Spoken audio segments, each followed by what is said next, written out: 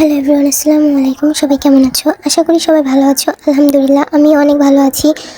আজকে আমি বলছিলাম বাজার থেকে আমার জন্য ডাব নিয়ে আসবা। ও ডাব নিয়ে আসছে। ডাবটা আমার বোনের ঘাড়ে উঠাই দিছে আর হাসতেছিল।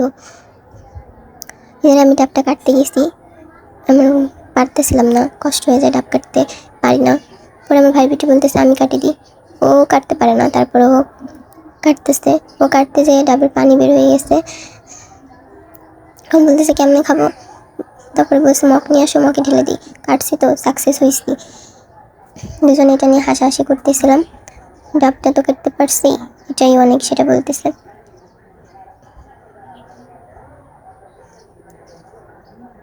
ডাবটার পানি খাওয়া শেষ, পানিটা একটু ভালো না, নোনতা পানি। তারপরে বলতেছে ডাব ফেলাবো না, ডাব মাখাবো। বলতে বলতে ও ডাবগুলো ভাগ করে নিচ্ছে। এখন নাকি ডাবগুলো চলবে। আমি আগে কোনো দিনও ডাব মাখা খাইনি, এই যে প্রথম খাবো। শুনেছি, দেখেছি, কিন্তু খাওয়া হয়নি। এই জন্য আজকেও আমাকে ডাব মাখাই খাওয়াবে। ডাবগুলো ছোটো ছোটো করে কেটে নিবে।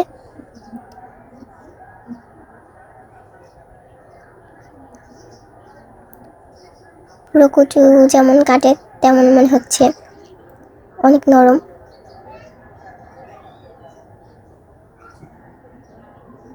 নরম হইলেও ওর অনেক কষ্ট হয়েছে ছুলতে। এই তো ডাবগুলো কাটা শেষ, এখন এগুলো ধুয়ে নেব।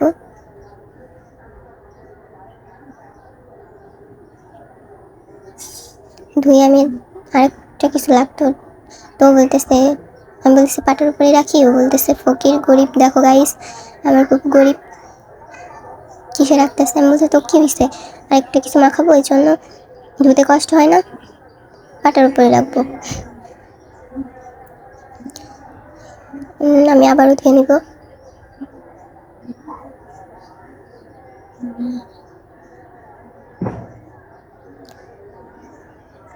এখন ডাবগুলো কে শেষবে এটা নিয়ে সবাই করতেছে। ও বলতেছে আমি শেষি, ও শেষে নিচ্ছে। আমার বাবিকে বলছে, বাবি বলতেছে হামান দিস্তা হইলে নাকি শেষতে ভালো হইতো। এখন হামান দিস্তা কই পাবো, ডাব শেষার জন্য কি এখন হামান দিস্তা কিনবো? ওই বলতেছে থাক, আপনার লাগবে না, আমি শেষে নিচ্ছি। আমি বলছি তুই কাটছিস, তুই সব করছিস, তোর কষ্ট হয়ে যাচ্ছে না? তো কী করার, তাও কষ্ট হইলেও করতে হবে বলতেছে। আমি ওকে বলতেছি দিয়ে আমি কিছু শেছি। বলতেছে না থাক, আমি যদি দিয়ে। বলতেছে আমার কষ্ট হইলে তুমি শেষো।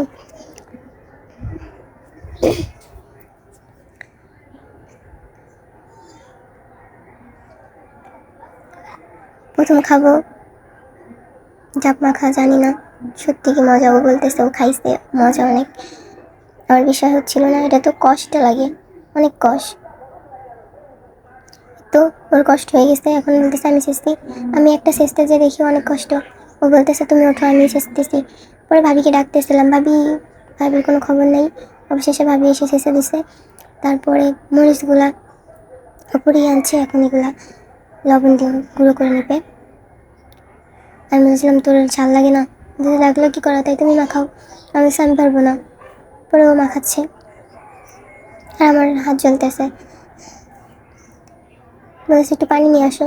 আমি জায়গায় বসে এক একজনটা আর আসছি।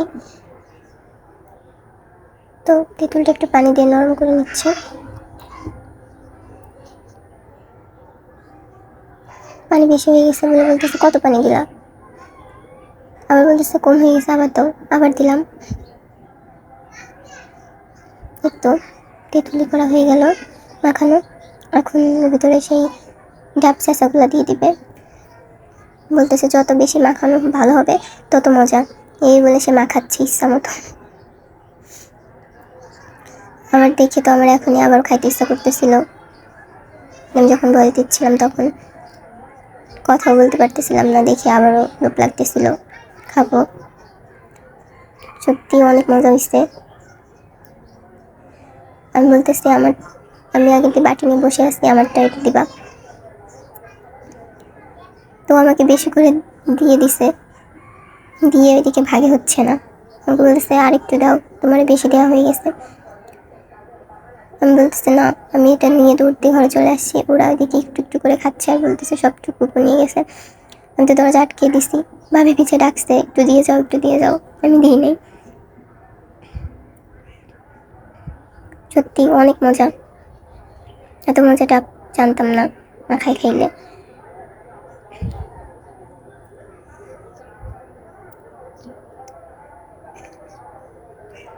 সবাই মিলে খাইতে তো বেশি মজা, কিন্তু আমি সবার সাথে খাইনি। আমি নিয়ে দৌড় দিয়ে চলে আসছি, দরজা আটকে দিছি, কারণ আমার কাছে ওরা চাবে। ওরা আমার কাছে চাচ্ছিল, আমি দিইনি। কিন্তু যে মা খাইছে সে কম পাইছে, ও আবার সবাই ভাগ করে দিছে। যে ভাগ করে সে কোনোদিনও ভাগে পায় না। এই জন্য আমি কোনোদিনও কোনো কিছু ভাগ করতে চাই না এখন, কারণ ভাগ করতে করতে তারই লাস্টে কিছু থাকে না। আমার বড় আপু এটা করতো, কিছু মা খাইলে সে ভাগ করতে করতে তার কিছু থাকতো না, পরে সে কান্না করে দিত। পরে আব্বু আম্মুকে যা দিত সেগুলো আবার আপুকে দিয়ে দিত। এই জন্য আমি কোনোদিনও ভাগ করতে চাইনি। ওকে বলছি তুই ভাগ কর, আমারটা আগে দে। আমারটা দিছে, আমি নিয়ে দৌড়তে চলে আসছি। ভিডিওটা এই পর্যন্ত। বাই বাই, সবাই ভালো থাকবা। আল্লাহ হাফেজ।